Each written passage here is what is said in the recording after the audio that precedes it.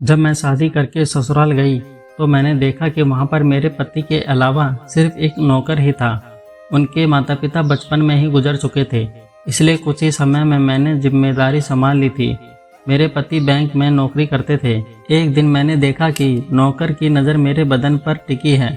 ऐसे ही एक रोज़ जब मैं अपने कमरे में कपड़े बदल रही थी तो वह खिड़की की तरफ से मुझे देख रहा था।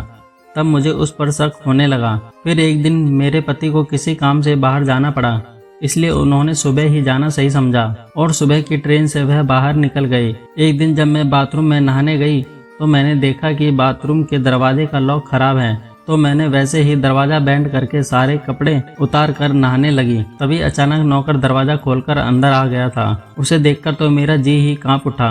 मैं उसके सामने बिना कपड़ों की थी। मैं जोर जोर से चिल्लाकर बोली, तुम्हारी हिम्मत कैसे हुई अंदर आने की? उसने कहा, माफ करना मालकिन, मुझे पता नहीं था कि आप नहा रहे हो, और फिर बाथरूम से बाहर चला गया। अगले दिन जब मैं बाजार से वापस आई तो अपने कमरे का दरवाजा खोला और जो मैंने देखा उसे देखकर मेरी रूह कांप गई। मैंने देखा कि मेरे कमरे में टीवी चल रही थी और उस पर वही वीडियो चल रही थी जब मैं बाथरूम में कपड़े बदल रही थी। उसने मेरी गंदी गंदी तस्वीर भी निकाल ली थी। मुझे समझते देर ना लगी कि यह काम किसका है। मैं गुस्से में सीधे नौकर के कमरे में गई। मैंने गुस्से से उसे कहा कि तुम ऐसा कैसे कर सकते हो, मैंने तुम्हारा क्या बिगाड़ा है?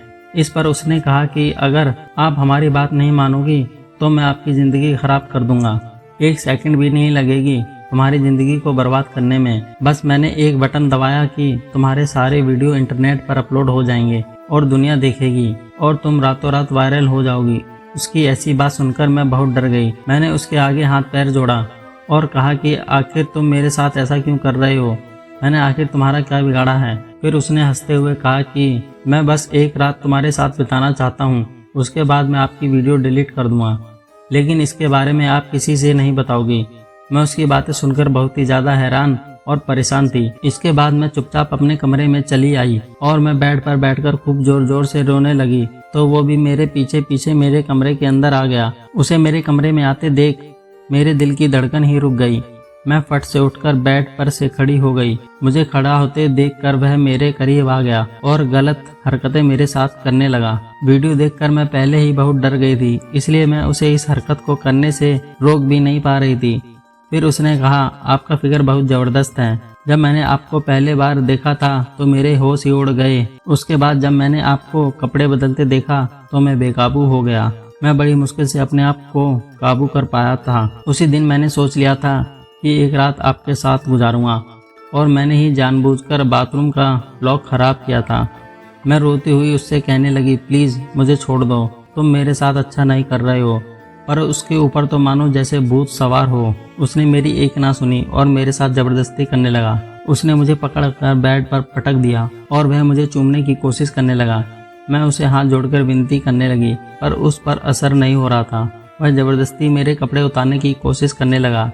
यह सब देखकर मैं उससे दूर होने की कोशिश कर रही थी, लेकिन वह शरीर से काफ़ी मजबूत था, जिसकी वजह से मैं उसके चुंगल से निकल नहीं पा रही थी।